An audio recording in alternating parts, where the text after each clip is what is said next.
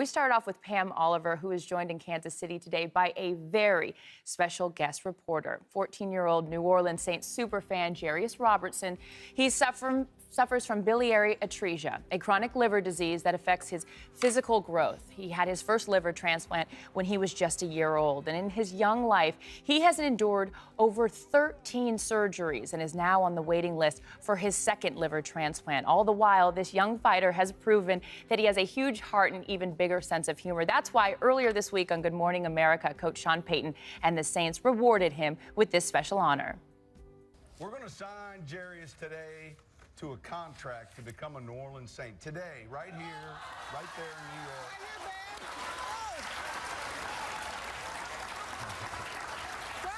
You don't have to tell me twice. And you don't have to tell me twice to welcome in Pam and Jarrius now. Good morning to both of you. Good morning, Carissa. Hey, JJ, you got some moves, huh? Tell me about the week that you've had. How exciting has that been? Tell me some of the things you did. Well, this week I got to go to New York, and I had the first time flying on a plane, and being on Good Morning America. And then I had to go to work at the facility to tell everybody to get on the Chiefs, make sure they play well. It's just been great. That's awesome.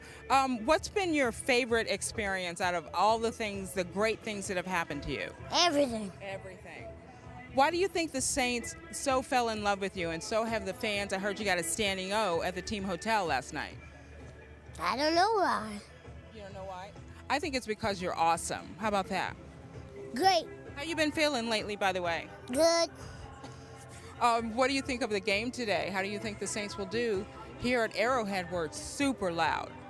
Yeah, even though it's super loud, we can handle it, because they're going down. Okay. Well, you have become a rock star, and I appreciate your time. Chris, I think Aaron's back there. I think I talked to a lot of people over the years, and this might be the most special kid.